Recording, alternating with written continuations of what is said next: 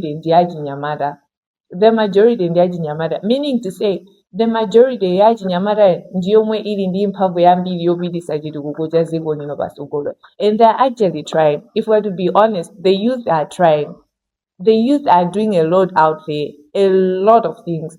Entrepreneurs, innovators, being volunteers for different organizations, everything. So I would say meaningful participation should be about the youth being influencing decisions being made after events and everything. Yeah.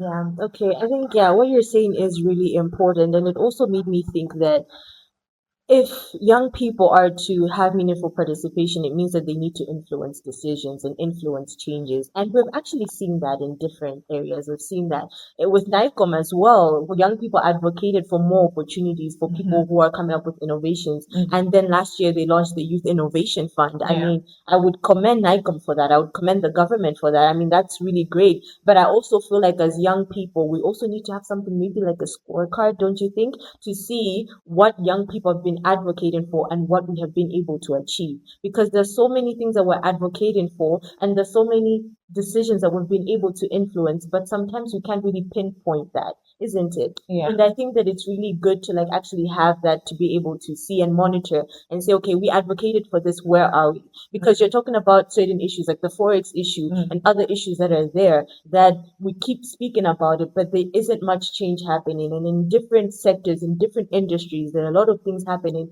but there isn't any change. So we also need to be able to monitor the changes that have been made and that haven't been made. And okay, I might divert a little bit, but you are an alumni for the Young Women Group of Negotiators on Climate Change, right? Yeah. So I just want to hear more about your experience on that, and also like the project that you worked on as an alumni for the Young Women Group of Negotiators on Climate Change. Somebody, you're a young woman in the climate sector. Maybe you just want to hear a little bit more about that as well.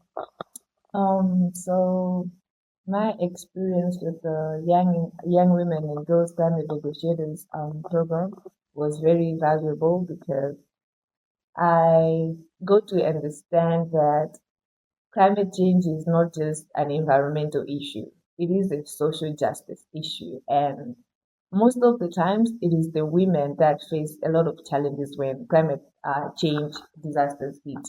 But then they very lack opportunities to like speak up about what they're facing and how they can be helped. So this program helped us to like understand all that and how we can advocate for more spaces in decision making about climate change disasters.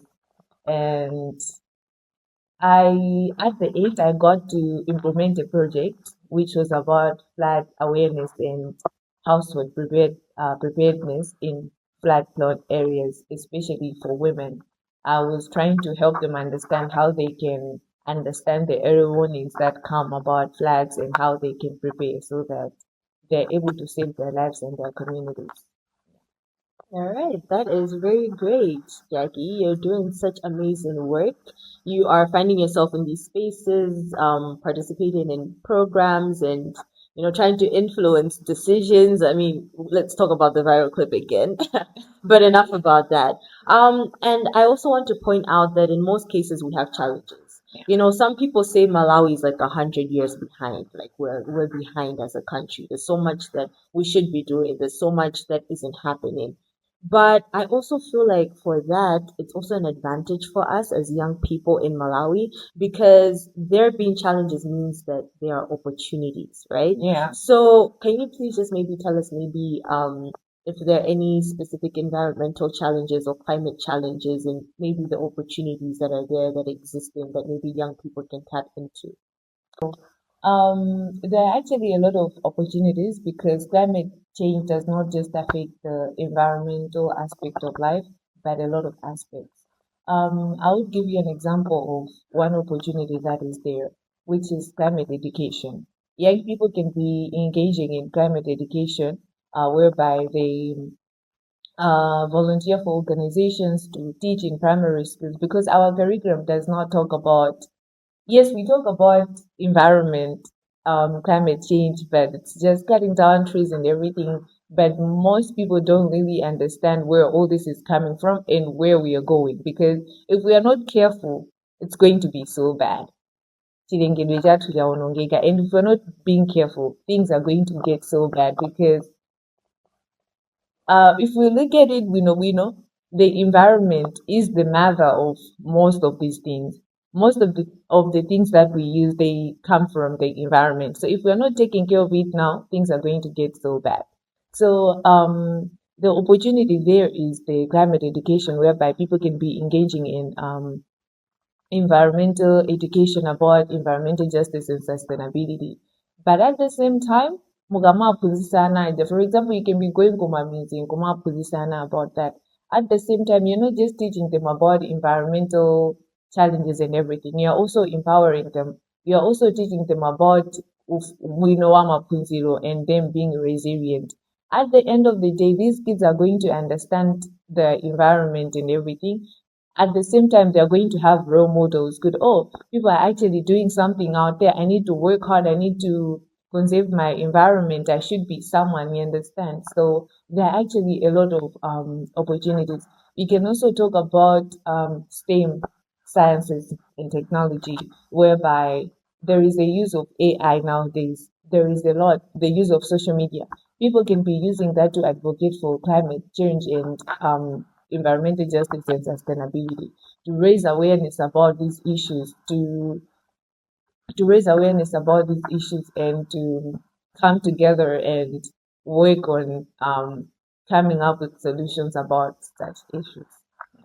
I think you raise a really important point, Jackie, about how nowadays we also have AI, right? We have machine learning and people being able to use that to their advantage because now it's becoming more advanced. Yeah. We see so many videos being generated just because of AI and they look actually realistic. You don't actually have to have like real humans or something happens. You can even use that in order to generate animations or things that young people can learn about climate change. Children like watching cartoons.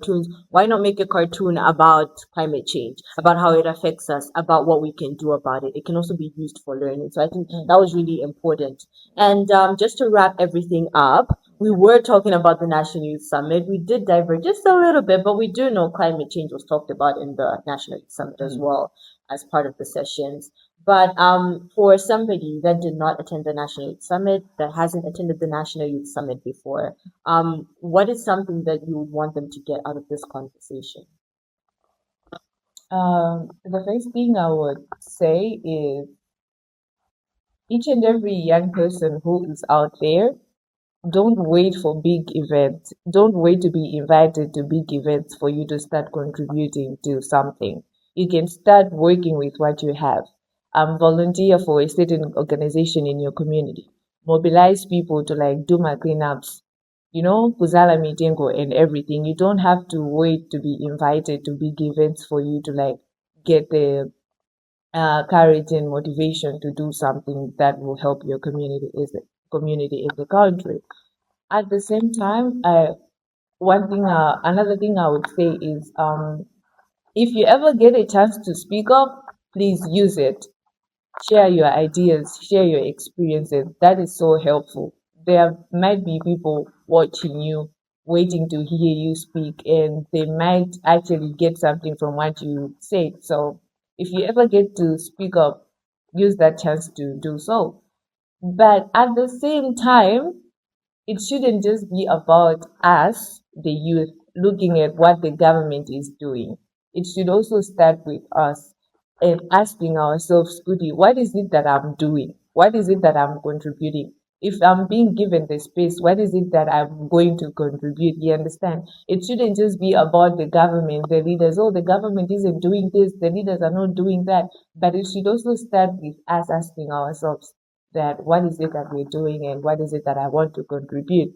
Maybe that's a very good starting point, because if you figure out what you would like to do, how you can contribute, you can now come up with ideas of reaching out to the government, to the leaders. Good, okay, I think this is what we can do. I think this is what I can do. So, yeah. Thank you That's what I so can much. say. Thank you so much, Jackie. I think that was very powerful. I'm not going to add anything onto that because it just needs to be as it is. And I just want to thank you so much for joining us today in our climate confessions. And this marks the end of our podcast. Thank you guys for listening. Bye.